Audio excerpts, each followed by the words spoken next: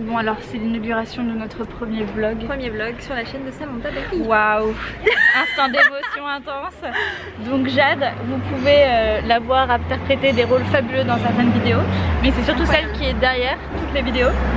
Et avant que ça pose des questions, je me justifie quand même sur ce petit accident qui est arrivé ce matin. Blessure de guerre. Le chauffeur de bus a refermé la porte trop brusquement et je me retrouve avec une foulure. Donc voilà, passionnant. Mais tout ça pour dire que pendant les 5 prochains jours, on va filmer un vlog par jour. On va mettre en ligne le lendemain de chaque tournage. Pour les Imaginales, donc je vais suivre Samantha et d'autres auteurs rageaux. Exactement. Pour les dédicaces et les coulisses de cet événement. Donc ça va être très sympa. Et là on est à J-1 des Imaginales et c'est une journée assez chargée puisqu'il y a une dédicace dans une librairie du 5e arrondissement qui s'appelle La Fontaine pour mettre particulièrement en avant Nos âmes jumelles et Nos âmes rebelles. Et ensuite nous avons 30 minutes pour atteindre la bibliothèque Maria Rilke à Port-Royal où a lieu une conférence avec entre autres Roxane Dambre et Mélanie Fazi sur la fantasy. Direction de la dédicace à la librairie La Fontaine près du Jardin des Plantes. Et voilà une sorte d'anticipation du cadre bucolique des Imaginales.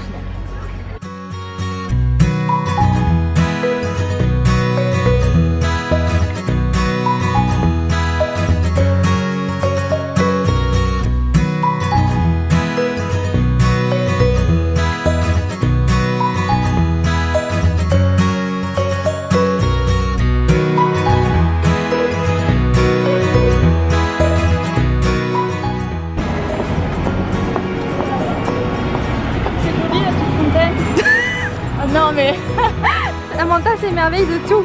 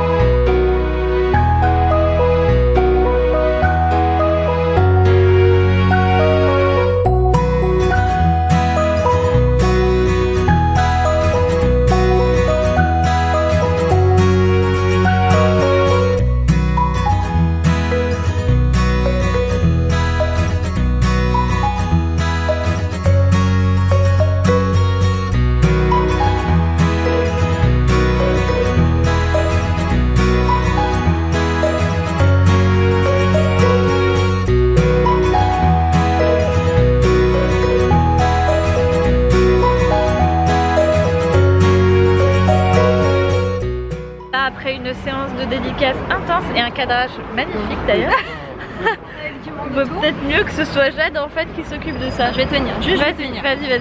Nous sommes maintenant en direction de la bibliothèque Rainer Maria Rilke. Voilà, je n'arrive jamais à me souvenir de... Enfin j'adore l'auteur et je me souviens jamais de l'ordre en fait. Pour la conférence du coup sur la fantasy.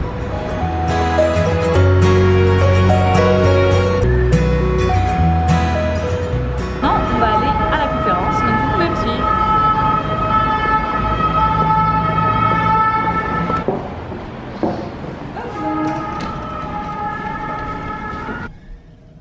On bouge pas là hein? Non, on bouge pas. Ok. On s'est retrouvés coincés 10 secondes dans un ascenseur, mais c'est assez pour être flippant quoi.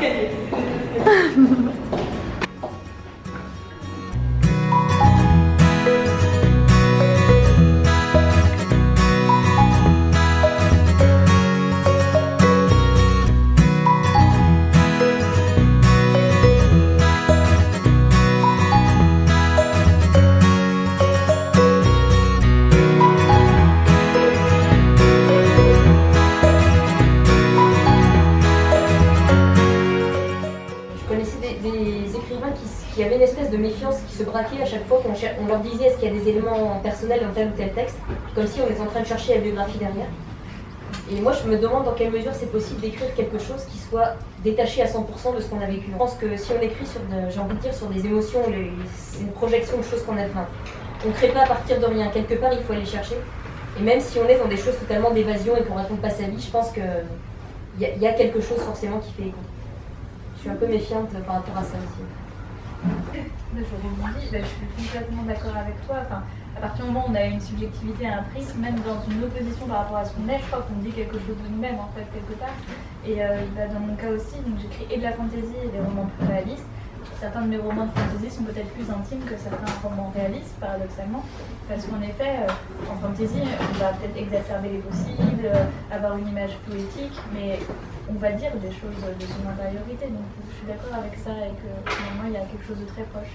Puis il y a un paradoxe que moi j'ai toujours trouvé en littérature de l'imaginaire, c'est qu'on parle quand même de myriades de possibles, mais finalement les univers inventés sont quand même en grande majorité, à part certaines exceptions d'une originalité hallucinante, parfois assez proche de nous, quoi. Je veux dire, en termes de psychologie, on est quand même très ethnocentré quelque part, et je trouve qu'il y a des...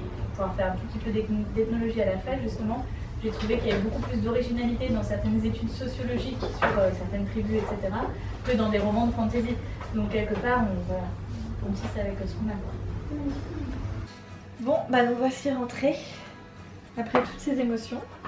Qu'est-ce que tu nous fais de bon à manger? Ah là là, eh bien je fais une salade au poivron grillé à la feta. D'accord, très bien. Avec mon doigt handicapé, c'est très pratique. Ma valise n'est absolument pas prête. Et nous partons demain pour les Imaginales à 8h, donc c'est très sympa. Mais la séance de dédicace était vraiment très très chouette. Très bon moment avec les lecteurs. C'est toujours un plaisir de voir qu'il y a des lecteurs qui viennent. Merci beaucoup à celles qui sont venues, puisque c'était plutôt celles. Oui. Et il y a beaucoup plus de lectrices que de lecteurs. Ah, oui. Si vous êtes lecteur, manifestez-vous. Manifestez-vous. Et venez nous voir. C'est ça. En tout cas, c'est vrai que c'était hyper sympa aujourd'hui. On a eu des super rencontres. Et merci beaucoup aussi à la bibliothèque et aux libraires de nous avoir accueillis. Vraiment super accueil aussi, donc on est hyper contentes. Donc voilà, nous nous préparons et nous vous disons à demain pour une nouvelle vidéo qui sera bien plus intéressante, n'est-ce pas? Puisque là ce sera l'ambiance des Imaginales, donc on va vraiment essayer plus actif, les dédicaces, les conférences, capter aussi toutes les ambiances. Et je crois qu'on va avoir pas mal de choses à vous montrer. Donc je vous dis à demain. À demain. Avec ton concombre là. Il n'y a plus de poisson?